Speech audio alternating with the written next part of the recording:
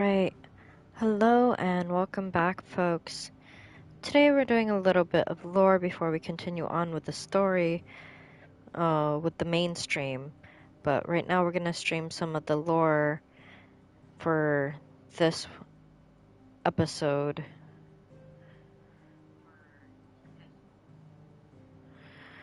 Alrighty. So we have told Harpocrates of our ventures, and now he has a lot of new information for us.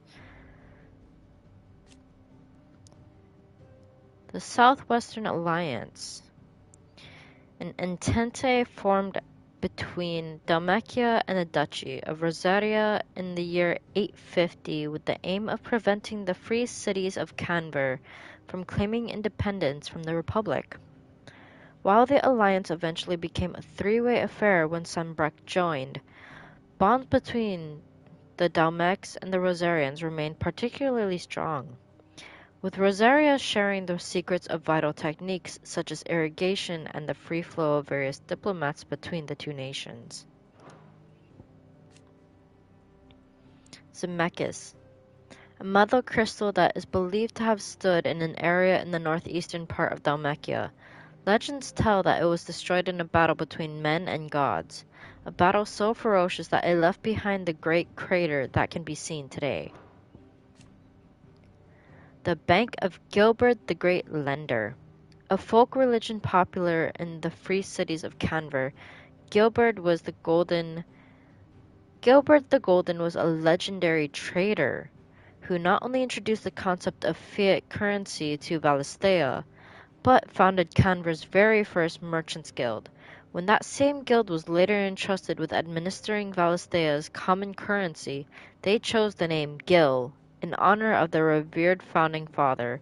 The faith is organized largely along the lines of a commercial organization, and prayers tend to be aimed at bringing prosperity and success in business. The Triunity of 859. A tripartite alliance formed in the year 859 between Roseiryu, Dalmatia, and Sanbreque. Its purpose was to oppose the independence of the free cities of Canver, due to fears that this might inspire similar independent movements elsewhere in the realm. The alliance was disbanded in 860 in light of the attack on Phoenix Gate, and the dispute over Sanbreque culpability in the affair. Alright. The brightly shining convolution of shards that sits at the center of each mother crystal. When a heart shatters, so too does the mountain around it. Since time immemorial, sanctuaries have been built around the hearts of the worship and protection of these irreplaceable treasures. When a heart shatters, so too does the mountain around it. Since time immemorial, sanctuaries have been built around the hearts for the worship and protection of these irreplaceable treasures. The hearts, however, have their own methods of self-defense, replying to any attack upon them with the unique and deadly magics. Lost Mother Crystals. When Sidolphus Telamon put his plans to destroy the Mother Crystals in motion, 5 of their number towered over the twins. 3 less than existed eons past. The Mother Crystal of Zemeckis was the first to fall, followed by Drake's Horn in southern Ash, and Drake's Eye in northern territories. Now, nothing remains of them save for the scars left behind by their passing. Magitech.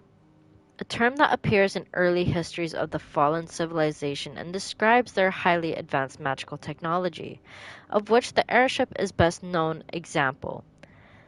They also produced weapons all but indistinguishable from living beings, yet whose destructive power rivaled that of the gods of legend. The early chroniclers labeled these beasts the iconoclastes, and it is from this term that the icons of the present day take their moniker. Gil. Gil has been the common currency of Valisthea ever since the signing of the Continental Accord many centuries ago. The accord entrusted the administration of the currency to the realm's most trusted merchant guild, headquartered in what would later become the Free Cities of Canver. The new currency took its name from the founder of said merchant guild, the legendary trader Gilbert the Golden. Trade flourished around the new established mint, and over time, the worship of money grew into a full-fledged religion. The Great Bank of Gilbert the Lender. Adamantite. One of the hardest known materials in the Twins. Seams of its ore have only been found in the far-flung reaches of Ash, where the forces of first Veldemark, then Waloed, often warred with the orcs who claimed the lands as their own. Though the metal makes for fine arms and armor, the rarity of both its ore and craftsmen versed in the peculiarities of its forging ensure that adamantite weapons remain the preserve of the rich and powerful. If you have a question for me, I should be happy to answer it. Persons of interest. We have new ones that have shown up since then. And here is Joshua. So we've pretty much gone through Joshua's profile. Just now, it's updated.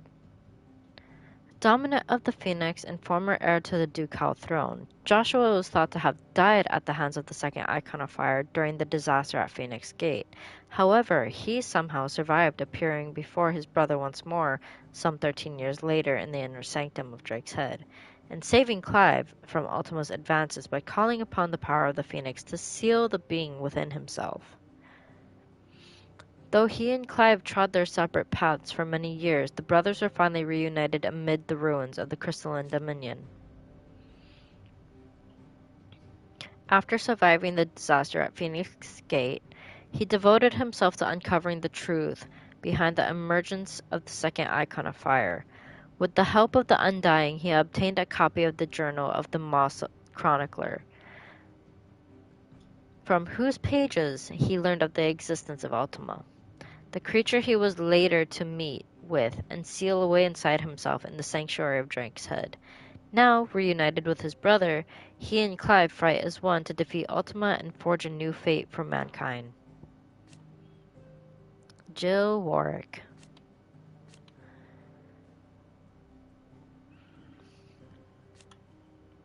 Dominant of Shiva and trusted confidant of Clive, leader of the new hideaway, together they continue Sid's mission to emancipate bearers and rid the realm of mother crystals.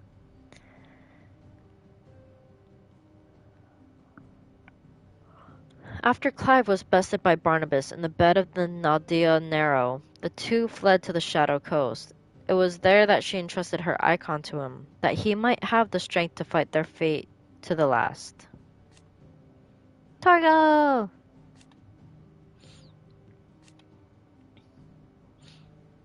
Ooh. Clive's faithful friend, who is fiercely protective of him and his allies. When Joe comes close to death in the courtyard of Rosalith Castle, something awoke within him, transforming Torgal into something akin to an icon. However, it emerges that he is much more than a mere scent hound. He is a rare frost wolf, imbued with a sorcerer's strength that he is able to call upon to defend his allies in times of crisis. Imbued with the same sorcerer's strength as his ancestor Fenrir, which he calls upon to defend his allies in times of crisis, though the manner in which he primes into his Fenriric form is reminiscent of Dominants summoning their icons, Torgal calls not his own icon, but upon the powers of those who have walked beside him over the years, and with whose aether he has become imbued.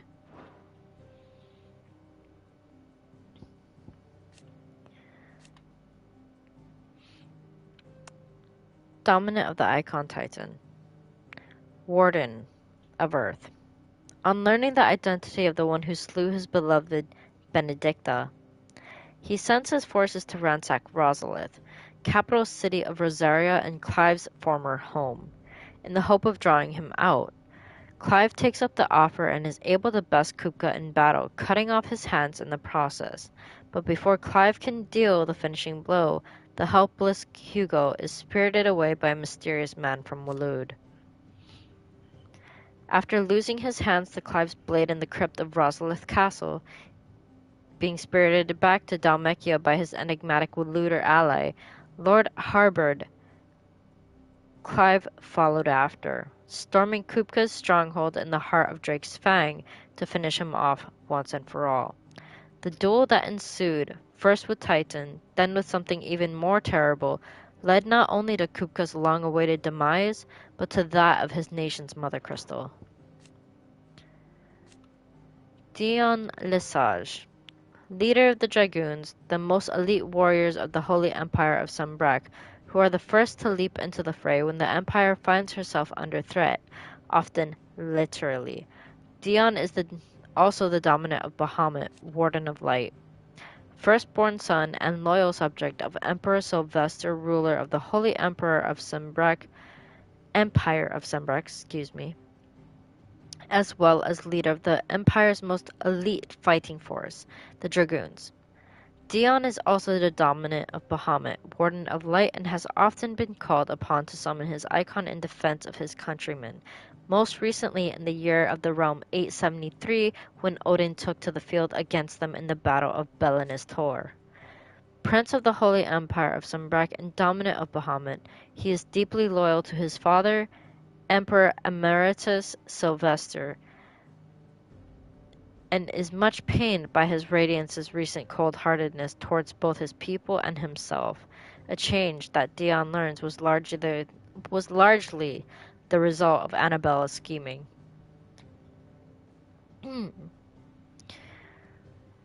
Leading the Dragoons in revolt against the perceived treason of Empress Annabelle and her son Olivier, but was instead goaded into slaying his own father and driven to madness, transforming into Bahamut and laying waste to much of the Dominion.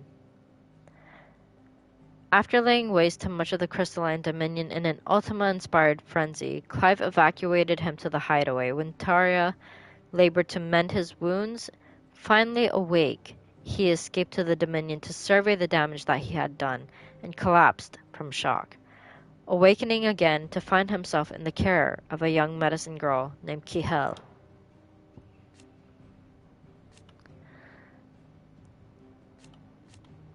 Sleipnir Harbord, Lord Commander of the Kingdom of Waloed's armies. Sleipnir was known to many as the Constant Knight, by reason of his unchangingly icy demeanor and his unwavering loyalty to his liege. Bested by Clive Rosfield after he and his master slaughtered the guildmasters and republican ministers in the Canvarian Agora. Despite apparently falling to Clive's blade outside the Canvarian Agora, he appeared again in the ironworks, conjuring countless doubles of himself that set upon Clive and his allies, proving Joshua's theory that the Constant Knight was no mere swordsman, but a magical creation of King Barnabas.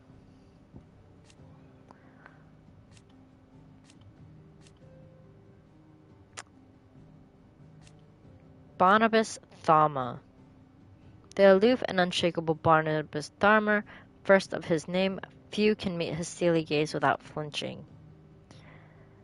Dominant of Odin, the Warden of Darkness, at the Battle of Belennis Tor, he not only took personal command of the royal army, but rode into the fray himself, galloping through the air atop his six-legged steed and goading Bahamut into a duel that shook the skies. Though his nation's isolation in Ash allows Barnabas to remain aloof from the affairs of Storm, he has oft elected to do precisely that. His movements of late would suggest that he has ambitions on the western continent. Now also as a feared warrior in his own right. After journeying to Valisthea from the outer continent as a young man, he led his people in overthrowing the ancient kingdom of Veldemark that once ruled northern Ash, and established his new kingdom of Waloed upon its ruins. Otto, chief steward of Clive's hideaway and Sid's hideaway before it. He first met Sid aboard the trading ship he worked as purser, and the two became fast friends. However, his firstborn awakened as a bearer, and his family gladly condemned the son he loved to a life of slavery. Otto could no longer turn a blind eye to the suffering of those touched by the Aether. His friend rallied to his cause, and together they swore to save Otto's son and others like him. Tarja, resident Physica of Clive's hideaway, and trusted ally of the cause.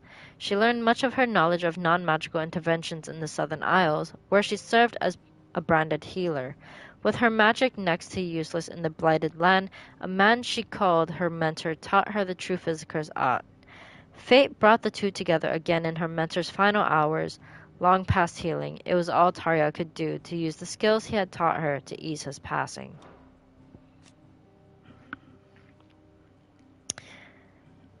Karen, one of Sid's most trusted allies, a merchant by trade, Karen was born in lands beyond Valisthea. She came to the twins as a weapons dealer, selling to anyone willing to pay, an attitude that earned her not only a fortune, but a price on her head. It was while fleeing from her many enemies that she met Sid, who gave her refuge in exchange for her exclusive services. Her hard-working assistant, Goots, who calls her right eye, she bought from his neglectful parents. Goots. Apprenticed to Karen, an ally of the hideaway, Karen purchased Goots from his neglectful parents after witnessing how they abused and undervalued their child, and it has been his pleasure to serve her ever since. His Nan feels much the same way about him, going so far as to call him her right eye. On the rare occasions, she lets her true feelings slip. Blackthorn. Resident blacksmith of Clive's hideaway. He originally hails from Dravoged, in the far-flung desert wastes of Dalmatia, where he and Zoltan both prenticed. After an aether flood filled the nearby mines and the town was set upon by Akashic beasts, he rode to Dravoged defense, settling the bad blood between them once and for all. Together he and Zoltan forged the Ragnarok, the legendary blade whose designs were bequeathed to them by the master Vulcan. Midadel Telamon, daughter of Sid. Raised in the hideaway, Mid learned all she could of engineering and invention from her father, before leaving for university to learn all she couldn't. Her studies all but complete, she put her skills and knowledge to use in building the Enterprise, a Mithril engine-powered vessel of her and her father's design, which she captains in service of Clive's cause.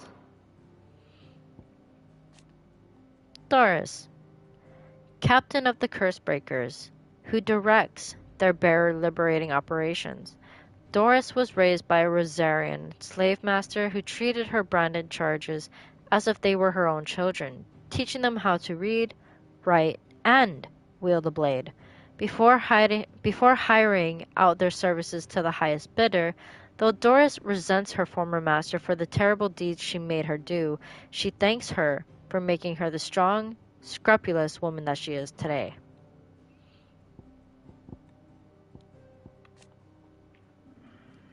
Molly, chief cook at Clive's hideaway, who inherited the role from Kenneth after he lost his life in Titan's attack. Molly's true passion lies in the baking of pastries and other sweetmeats.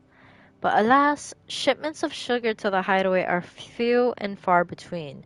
Instead, she pushes the boundaries of her culinary repertoire by assisting Ivan in reviving the questionable dishes proffered by his questionable cookbook.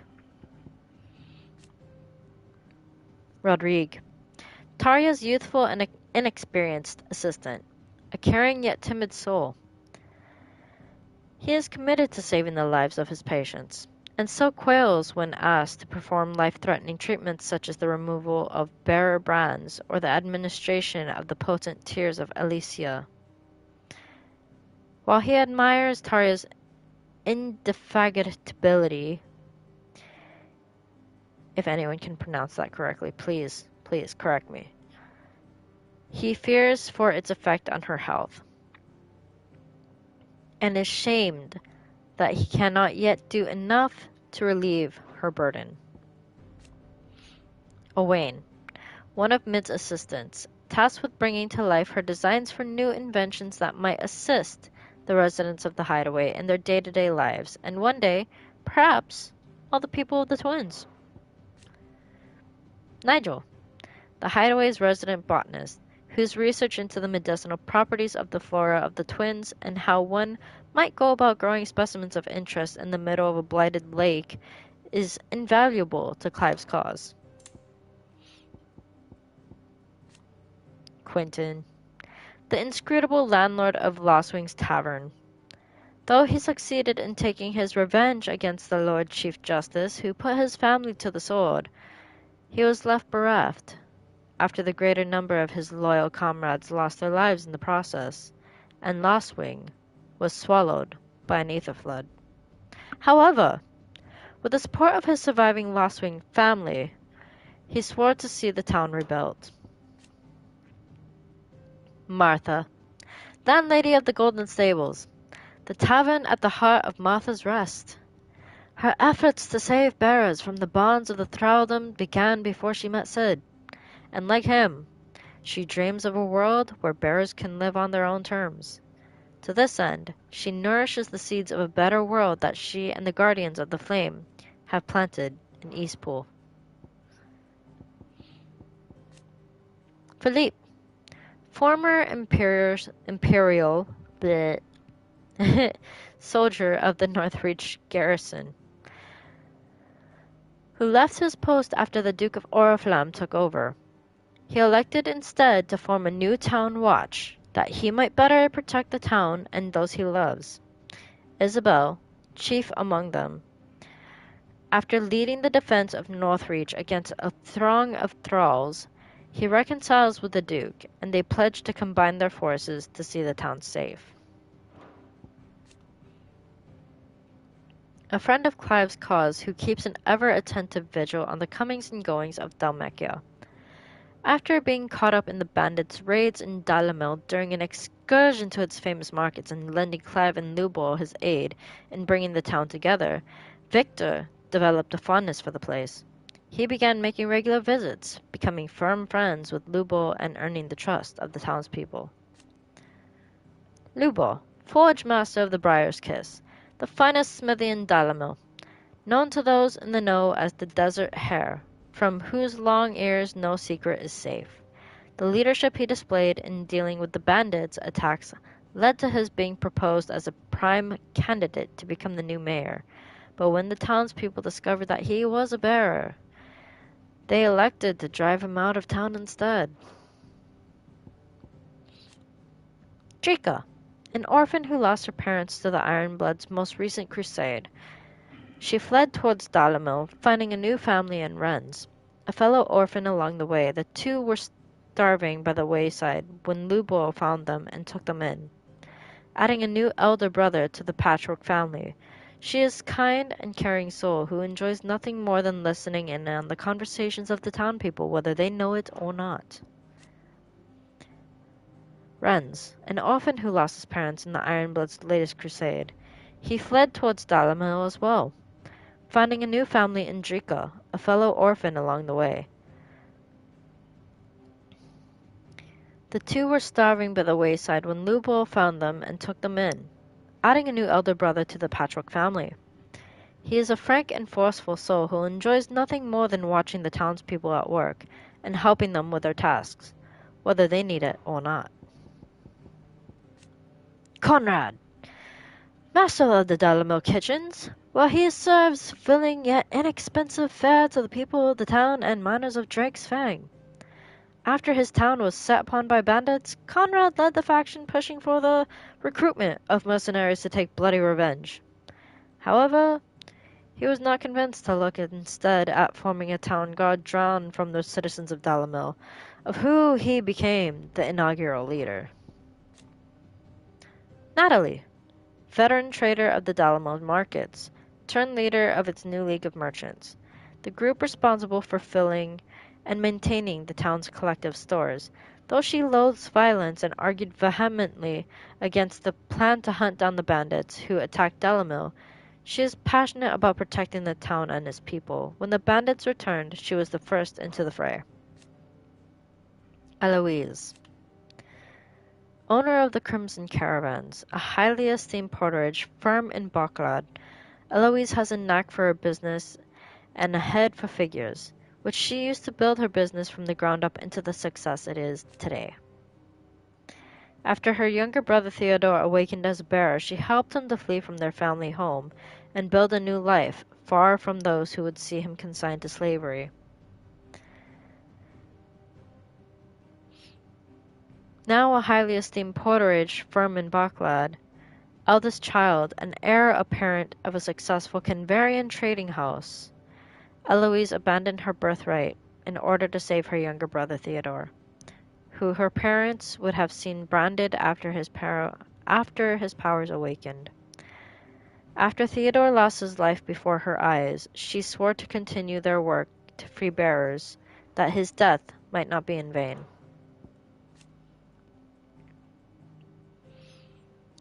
Theodore, porter and guard for the Crimson Caravans.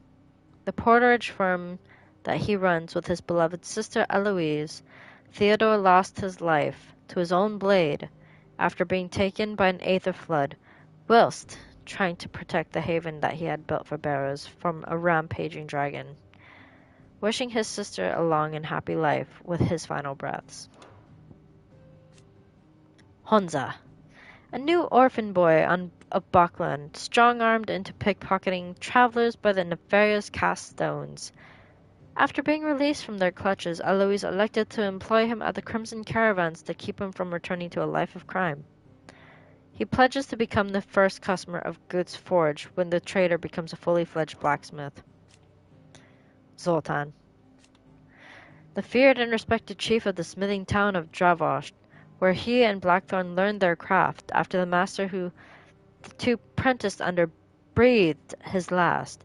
They came to blows over the future of the town and have exchanged nary a word since. Whose skill in etching metal far eclipses Blackthorn's own. After the latter aided Zoltan and his town in overcoming the twin threats that faced them, an absence of aether that rendered their forges useless, and a surfeit of it that unleashed an Akashic horde against its gates. The two were reconciled at last, each gaining a newfound admiration for each other's talents. We have plenty to go through, ladies and gentlemen. Cyril, a senior member of the Undying known as the Bearer of the Burning Quill, who coordinates his order's research into Ultima from their headquarters in the Dalmatian village of Tabor. At his liege Lord Joshua's command, he lends his and his order's strength to Clive. Yote, companion and protector of Joshua Rossfield, dominant of the Phoenix. As loyal as she is dangerous, her blade is ever at the ready for any who might mean her master ill, and her tonics ever at hand to heal the sickly prince's hurts. Joshua addresses her by the name Yote, but it is unclear whether this is her true name or another pseudonym. Member of the Undying, a secret society sworn to protect and serve the Rossfields of Roseiryu, and the dominant of the Phoenix who is always born in their line. After her orders rescued Joshua Rossfield from the ruins of Phoenix Gate and nursed him back to health, Yote was tasked by her order to accompany and protect him on his journey to uncover the truth of Ultima.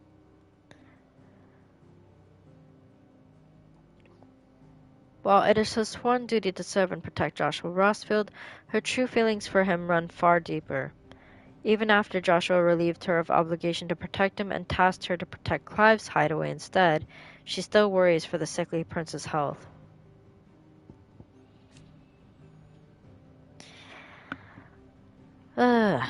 Annabelle Lesage, the capital B. The one character that everybody don't like. Sorry, Square Enix, but that is the cold hard truth. Former Empress of the Holy Empire of Sunbreck, after the fall of Rosaria and the death of Archduke Elwin, she remarried Emperor Sylvester and bore him a son, Olivier. It was her dream that together with Sylvester, she should found a new bloodline, one blessed by both Bahamut and the Phoenix.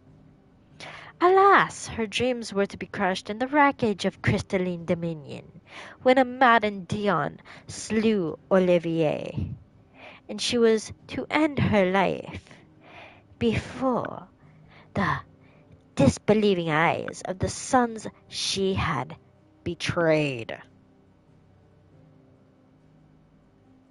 Excuse me for a moment.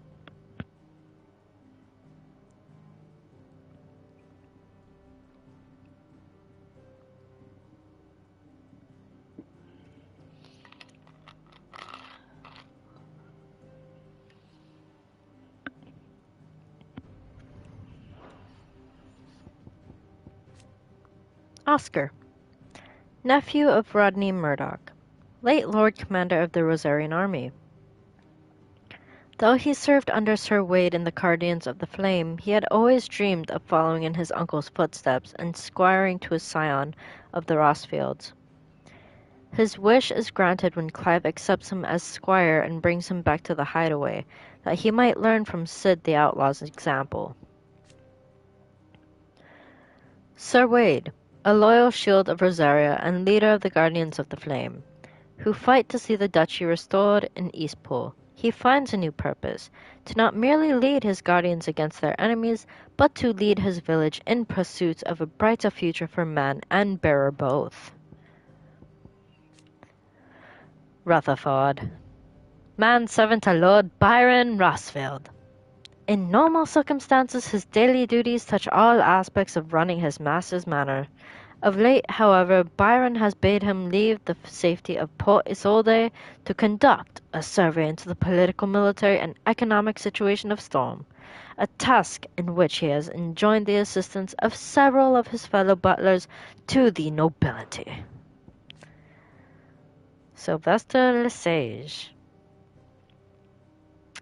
Emperor of the Holy Empire of Sunbreck, who plotted with Annabella Rossfield to slay Archduke Elwyn of Rosario. Y'all see that, right? Y'all heard that. He plotted with Annabella Rossfield to slay Archduke Elwyn of Rosario and to unite their nations under the imperial banner.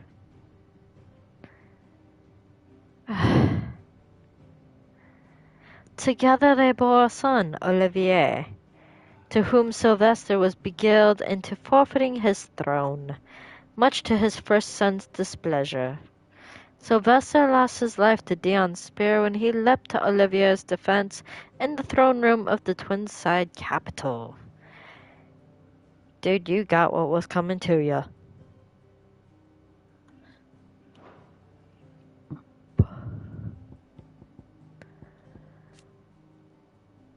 Olivier Lesage,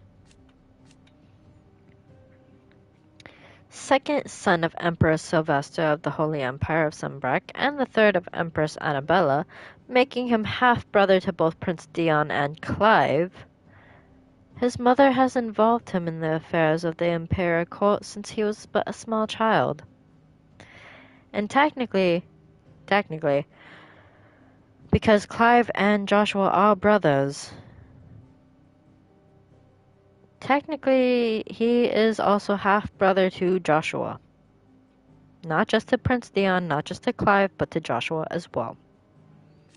Y'all forgot to include that.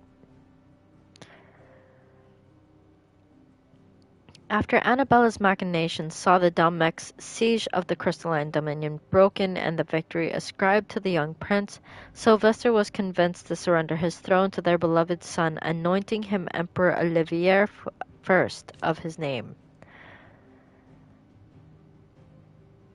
Son of Sylvester and Annabella Lesage, thanks in large part to his mother's machinations, Olivier was anointed Emperor of the Holy Empire of Sunbreck. a fact that triggered his half-brother Prince Dion to launch a coup against him. It was Olivia's sinister goading that drove Dion to madness and led to his own demise. Pierced through the heart by Dion's spear as the boy died, his body crumbled into dust, proof that he had become naught but another puppet of Ultima.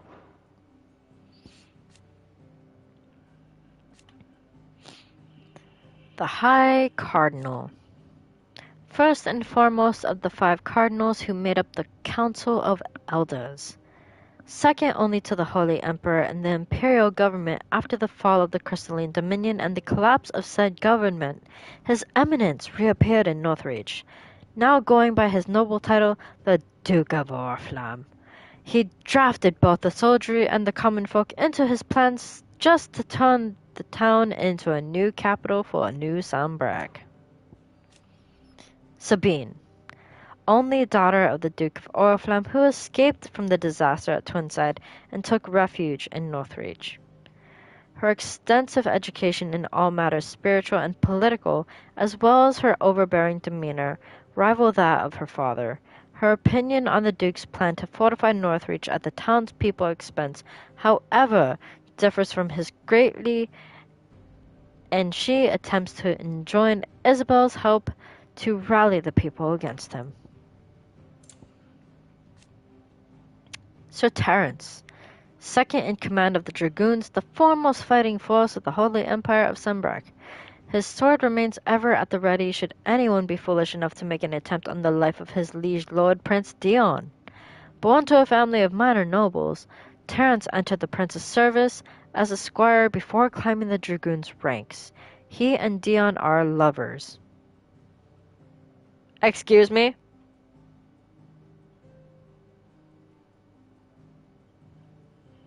Excuse me. Little squire boy here is Dion's lover? His love interest?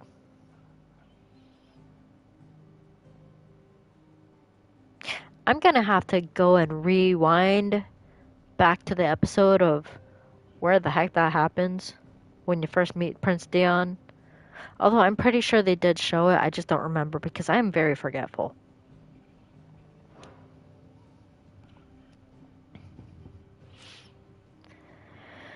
Kihel, an orphan girl who pays for her bread by making and selling medicines.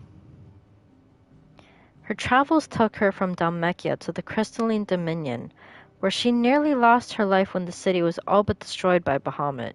After the flames died down, she labored to mend the wounds of the injured townspeople, eventually coming across a collapsed Prince Dion, who she nursed back to health. Barnabas's mother. The mother of King Barnabas of Waloed, or at least an Ultima summoned illusion of her as His Majesty remembers her in life.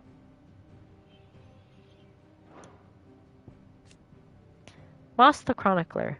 Far-fabled scholar of Valestian history and legend, it was Moss's writings that inspired Harpocrates to pursue his own career as a scholar of all things Valestian.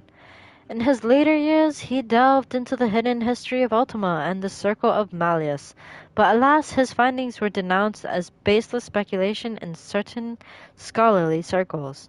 As a result, Moss's theories received little widespread notice and were all but stricken from the historical record. Ultima. An otherworldly being that Clive encountered in the inner sanctum of Drake's head. He addressed Clive as Muthos before attempting to merge their consciousnesses. However, Clive was able to summon the will to resist the creature before Joshua returned from the dead to imprison it in a cage of flame that he sealed away in his own heart. The otherworldly being behind much of the tragedy and turmoil that has plagued Valisthea means to claim Clive as his vessel.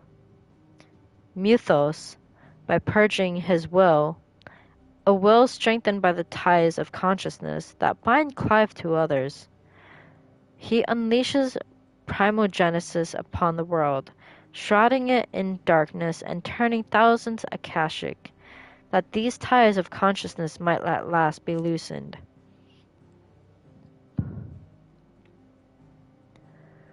The otherworldly being behind much of the tragedy and turmoil that has plagued Valisthea, Ultima requires a vessel in which to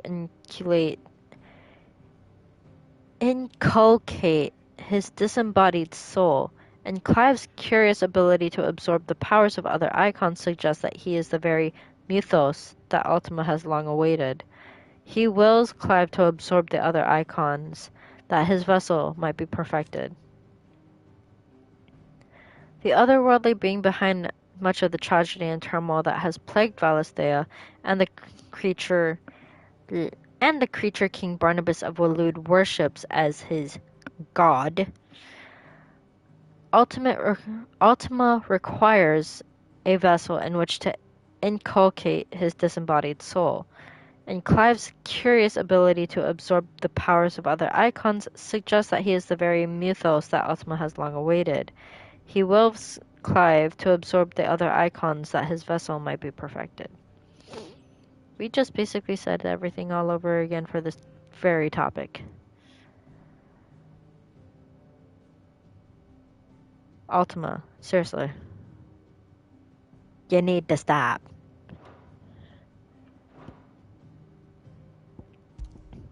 Lay of the land. What else has changed?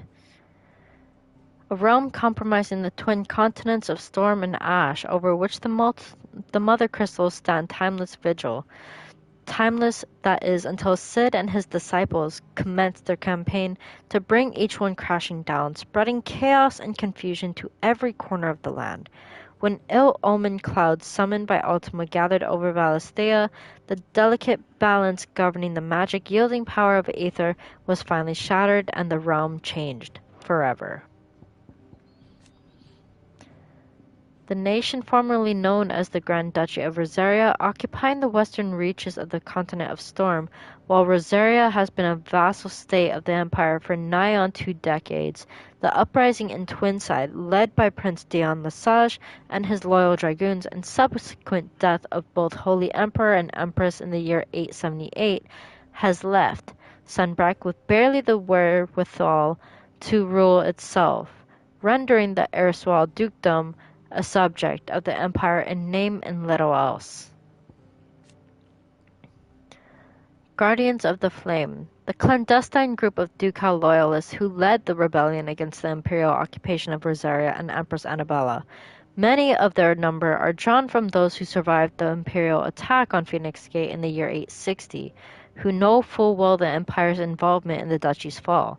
After their base in the Lazarus district was lost to an aether flood, they moved north, continuing their operations to revive the duchy hand in hand with Martha. They finally resettled in Eastpool, where they now labor to revitalize the village hand in hand with the bearers they and Martha freed. A secretive order who serve the lords of Rosaria from the shadows, they revere the mighty Phoenix and its dominant, and once presided over the rites of ancestral communion at Phoenix Gate. Few outside the order know of its existence, even among the highest-ranking members of Rosarian nobility. Their loyalty to His Grace Joshua Rossfield is absolute, and none among them would hesitate to lay down their lives for his sake. At his command, their efforts are currently devoted to uncovering the truth behind the mysterious being known as Ultima.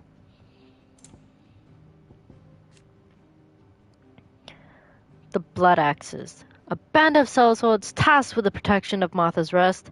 In the absence of any assistance from the nearby Imperial garrison, it falls to them to keep watch on the roads and keep the beasts and bandits of the swamplands from Martha's Gate.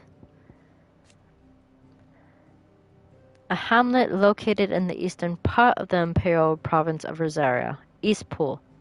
It was deserted after the culling ordered by Empress Annabella, with bandits eventually moving in to occupy the ruins. The bandits were eventually driven from the ruins, and the hamlet claimed by a group of freed bearers and Sir Wade's Guardians of the Flame, who had but recently lost the Lazarus district of Port Isolde to an ether flood. An exclusive walled residential area situated just outside the eastern edge of Port Isolde, it was once the jewel in the city's crown, and home to many of the nobles of the duchy. After the empire moved its capital to the Crystalline Dominion, this once grand district was soon overrun with what appeared to many as thieves and cutthroats, but were in fact a band of ducal revolutionaries known as the Guardians of the Flame. Their occupation, however, came to an abrupt end at the hand of an aether flood. The Holy Empire of Sunbrak, a nation occupying the northeastern reaches of the continent of Storm after its administrative capital moved to Twinside in the neighboring Crystalline Dominion in the year 873. An insurgency led by Prince Dion Lesage upended the political and military order, spreading unrest and disruption across the land. This disruption was further worsened when Ultima unleashed Primogenesis, obliterating Twinside and plunging the realm yet deeper into chaos. The Holy Knights Dragoon, elite troops of the Holy Empire of Sunbrak, led by Prince Dion Lesage, drawn largely from the nobility of the realm, their status as Knights of the Sacred Dragon affords them still higher standing in the eyes of the people. In the Battle of the Borderlands in 873, as in so many conflicts down the years, they proudly led the charge as the Empire entered the fray. However, Prince Dion's opposition to the machinations of the Holy Empress Annabella spurred the dragoons to rise up against their emperor in an insurgency which saw them fall suddenly and decisively from grace. The Black Shields, an order of knights instituted by Empress Annabella. In one of her first acts as viceroy of the imperial province of Roseiryu, they were tasked with purging the impurities from the province, to which end they conducted cullings of both bearers and those judged to be ducal loyalists. Some would later abandon their duties to enter the service of the former Lord Chief Justice of Sunbrak, who charged them with keeping watch on his enemies in Lostwing. The Lord Chief Justice, the highest-ranking judge in the Sambraquois judiciary, Quentin served under the previous holder of the office and respected the man deeply for supporting him in his crusade to rid the ranks of corruption. However, all this was to change when he discovered that his idol hunted bearers for sport. The Lord Chief Justice backing for Quentin no more than a veil of morality to disguise the rot beneath. Quentin turned his ire upon the man, only to be met with swift and severe retribution, the slaughter of his entire family. At one time, this small village in central Sambraquois boasted a thriving winery, Lostwing, with the Galtan Rouge produced there being prized by connoisseurs across the land. Alas, all the years of hard work were brought crashing down in an instant, when the Black Shields sent by the Lord Chief Justice of Sambrek turned Akashic, sowing death and destruction in their wake. However, those few villagers who survived the assault could rebuild. An aether flood descended, forcing them to take refuge in the vineyards to the east. There, Ealdorman Quentin seeks to start a new village with his quote-unquote family.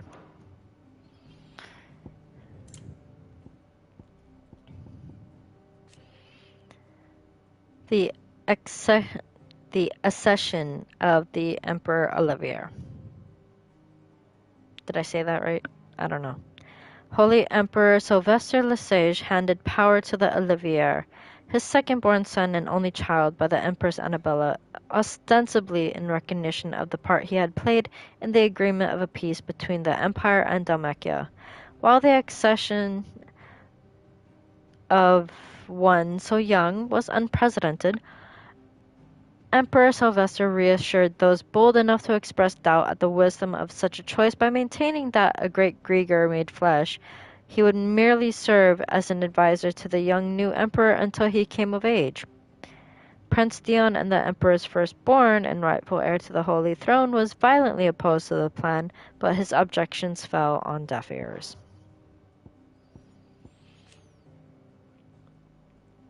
Rise of the Worm, a rebellion of the Holy Order of the Knights Dragoon that took place in the Crystalline Dominion. It was provoked by Emperor Sylvester Lassage's decision to overlook his eldest son, Dion, and make his second-born Olivier, child of the Empress Annabella, crown prince in his place. Seeing this as yet another victory for Annabella in her long campaign to subvert Sambucrois politics for her own ends, Prince Dion ordered the dragoons into action. But having lost control of his icon, he inadvertently laid waste to the city he had tried to save. The Dalmatian Republic, a nation formed from federation of 5 smaller states. It is located in the southern half of the continent of Storm and has its capital at Randala.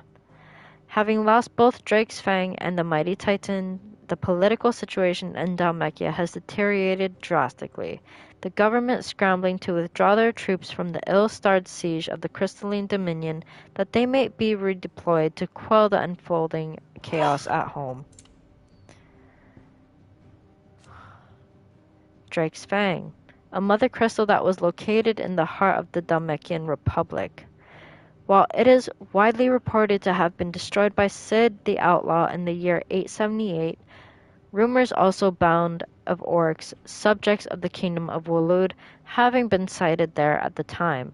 Regardless of the cause, the loss of their mother crystal and the dominant upon whom they heavily relied soon brought the Dalmecs to the negotiating table in a desperate bid for cessation of hostilities with the Empire.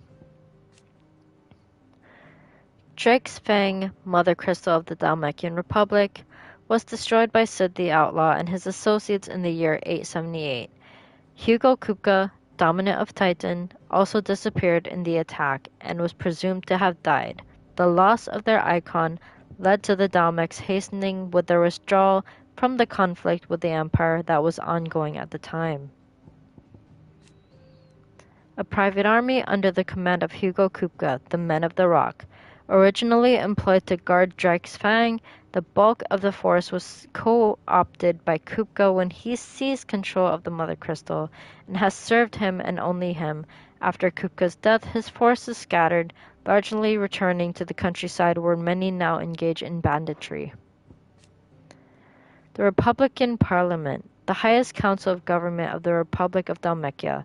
7 ministers are responsible for ruling the nation. After the death of Hugo Kupka and destruction of Drake's Fang, the Republic descended into chaos, and it fell to the ministers to pick up the pieces of their crumbling country.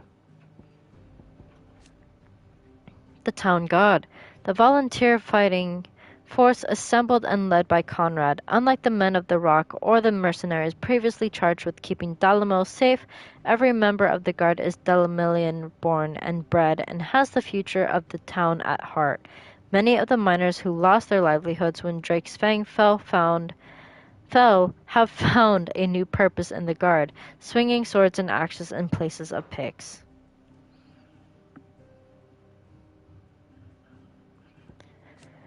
The League of Merchants, the group responsible for filling and maintaining Dalimil's collective stores that all might be supported in these troubled times, it draws its membership from the traders of the town and is led by Natalie, overseers of the markets.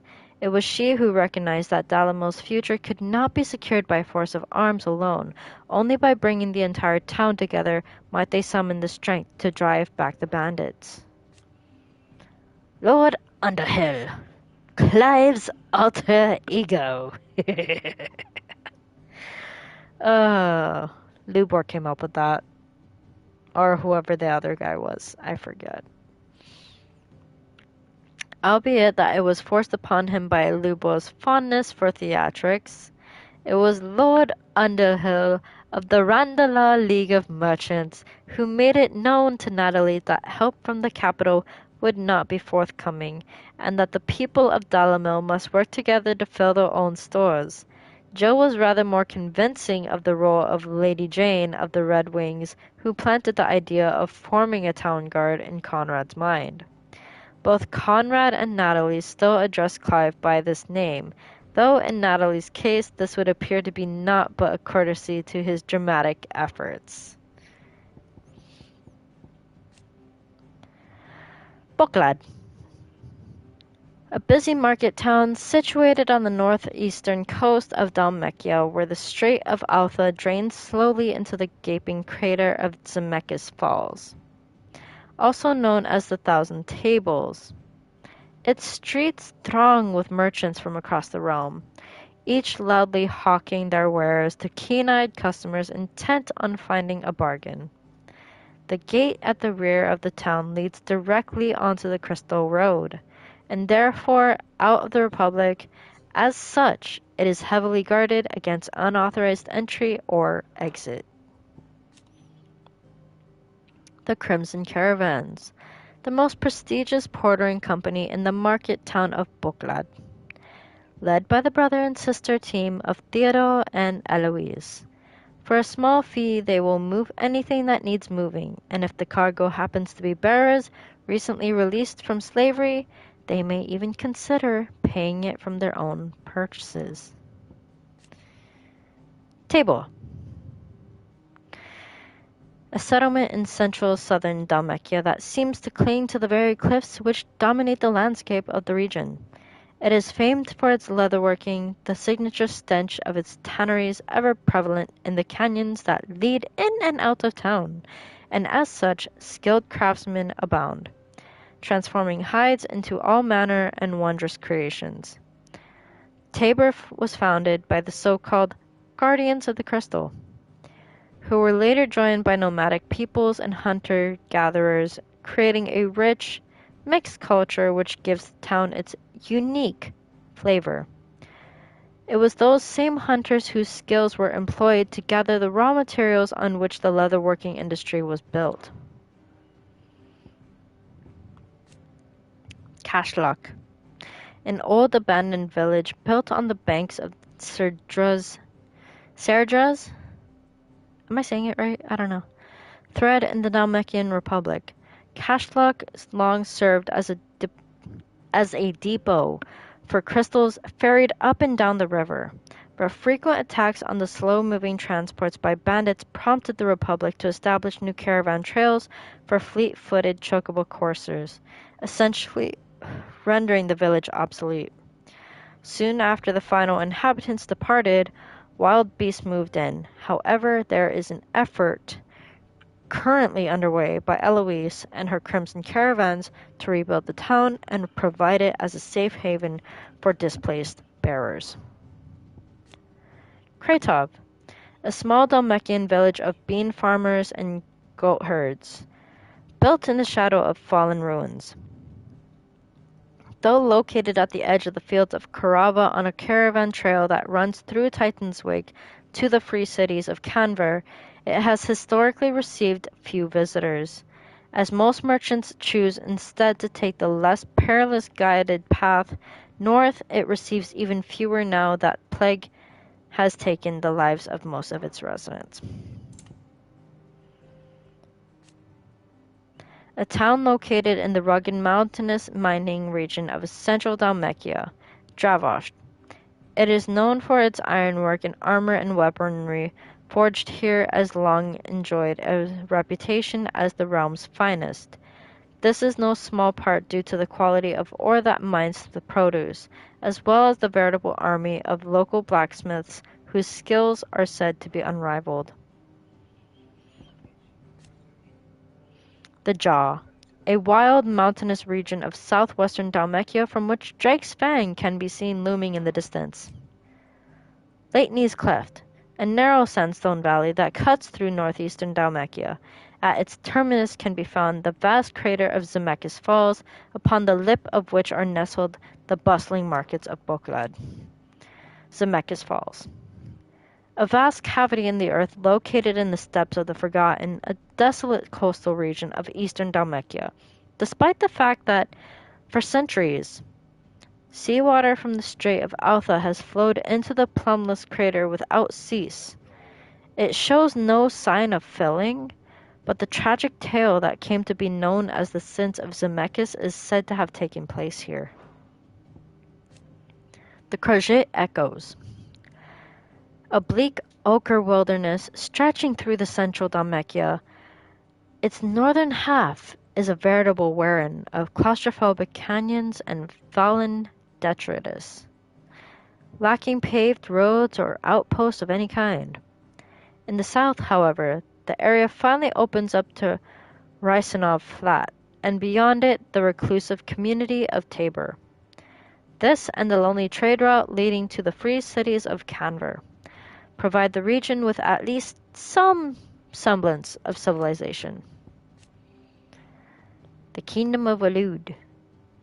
The sole surviving nation in Ash, Waloed has its capital at Stonehur, home of the mother crystal of Drake's spine. It is ruled over by Barnabas Darnam.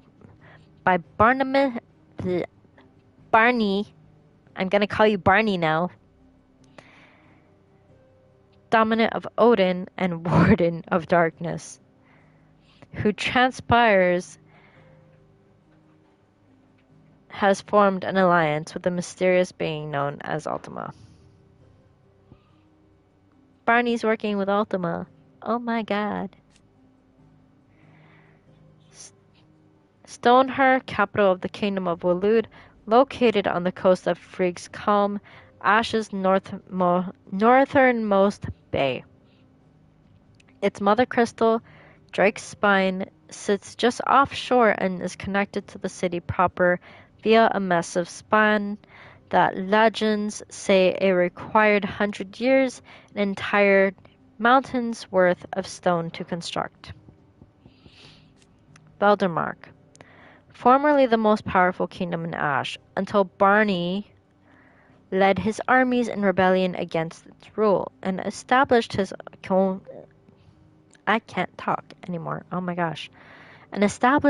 kingdom of Waloed upon its still smoking ruins. The Shadow Coast. The forbidden cliffs that line the Naldea narrow on the Ash side of the channel. Though viable accents exist, their numbers are few and the paths narrow and perilous.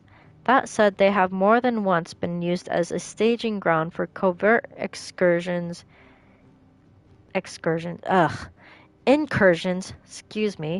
into the kingdom.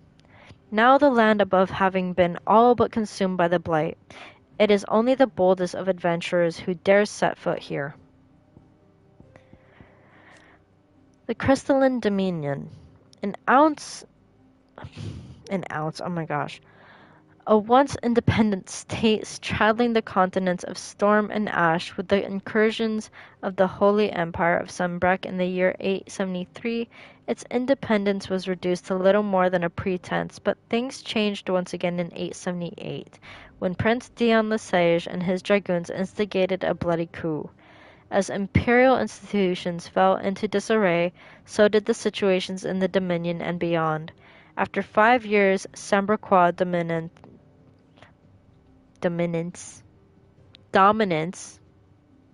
in the region ended as quickly as it had begun.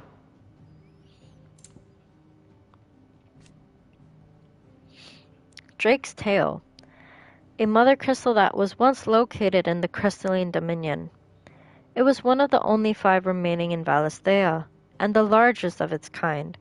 It was lost in the chaos that followed the rebellion spearheaded by Prince Dion the Sage and his Knights Dragoon, but not before undergoing a fantastical transformation heretofore unwitnessed in the entirety of Valisthean history, a literal blossoming of the crystal, its shards peeling away like petals of a snow daisy to reveal the sacred heart within.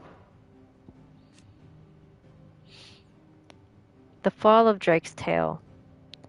In 878, an insurgency by Sambrecht's Knights Dragoon, led by Prince Dion the Sage, resulted in the destruction of much of the Crystalline Dominion's capital, and the Mother Crystal Drake's Tail along with it after the prince lost control of his icon, Bahamut.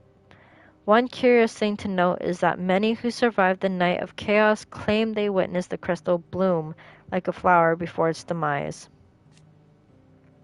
The Isles of Ark. The cluster of tiny islands upon which the Crystalline Dominion stands.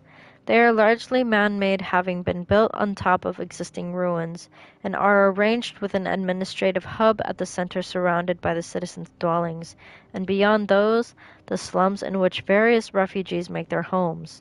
The glistening spire at the island's center is the home to the Dominion's Mother Crystal. The Crystalline Impasse.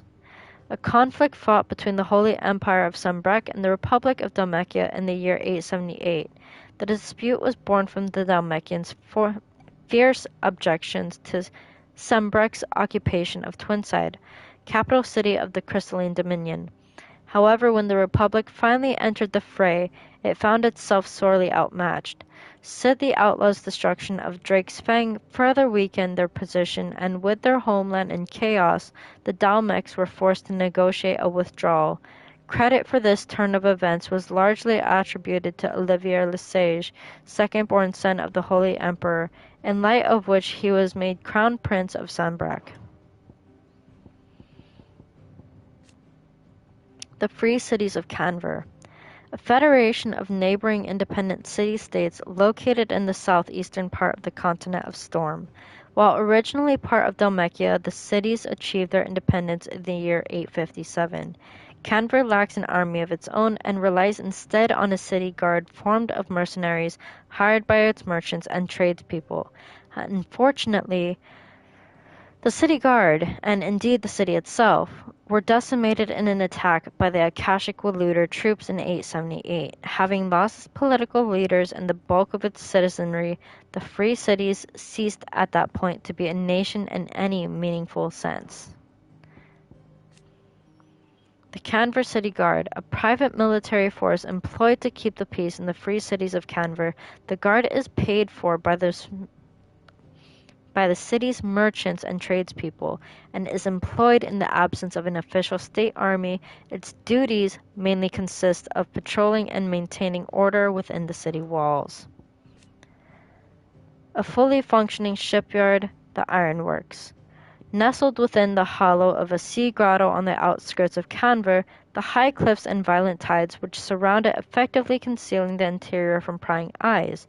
It is here that Mid, along with other allies from the Hideaway, strive in secret to finish work on the Enterprise, a revolutionary high-speed sea vessel. Canver's independence. The Free Cities' bid for independence began in 849, when several prominent Canverian guildmasters announced their desire to secede from the Republic of Dalmatia. After a bitter struggle lasting 8 long years, this independence was finally achieved in 857. The continent, a vast landmass situated far from Valestian shores, aside from the most intrepid traders and the odd particularly curious scholar, few have been known to brave the journey there or back, for which reason the character and customs of its peoples remain a mystery to most. The Cast Stones, a band of brigands who set up camp in Leitney's Cleft on the outskirts of Boklad, preying on those fleeing from the crumbling republic in order to line their own coffers, forcing them to either empty their own pockets or pick the pockets of others on threat of death. The Silver Peak Consortium, one of the largest and most prestigious trading houses in Dalmatia, who sought to scout Eloise. Their mercantile operations extended far beyond the borders of the Republic. As Eloise learned when they stepped in at the last moment to purchase the bearers for which the Crimson Caravans had long been bargaining with the army and sell them onto a trader from the outer continent. In truth, they had been interested in the trade from the very start and only withheld making their own offer as a courtesy to Eloise, one that was rescinded after she failed to respond positively to their offer to her. The Naldea Narrow, a region of seas south of the Strait of Altha, lying between the continents of Storm and Ash. The trading ports of the Free Cities of Canver dot its western shores, making it the busiest stretch of commercial water in all of Valisthea. Though her currents are swift, storm-free skies and an abundance of marine life allow the Narrow to serve as the source of much of the region's food. The Southern Isles, a nation once based on archipelago and the seas to the south of Valisthea, it maintained a healthy trading relationship with Dalmatia and the free cities of Canver, where its medicines, which employed plants found only on its islands, were particularly prized. Unfortunately, the gradual incursion of the blight destabilized and eventually destroyed the society entirely. The Sins of Zemeckis. An incident told of in myths and legends throughout Valisthea, if the tales are to be believed, mankind drunk with avarice thought to challenge the gods, and in return for his hubris was met with divine retribution. The enormous crater in Dalmatia, said to have been the site of the final battle of this great conflict, is surrounded by relics and ruins, which would seem to suggest some truth behind the tales. The Circle of Malleus. An ancient religion, once prominent across the entirety of Valisthea, its key ideologies were rooted in the sacred nature of the mother crystals and the worship of Ultima as a god. Though long since faded, scholars believe the faith eventually branched off into what is now widely known as the Crystalline Orthodox. Alrighty, so that is it for tonight, for as far as the lore goes. We will continue on with Mysteries of the Realm and the Bestiary on the next one. But for now, I am barely able to talk. I keep on making mistakes as I talk, and my voice is kind of beginning to crack now. So I will see you folks later. Okay? Okay. Bye-bye now. Bye-bye. Good night.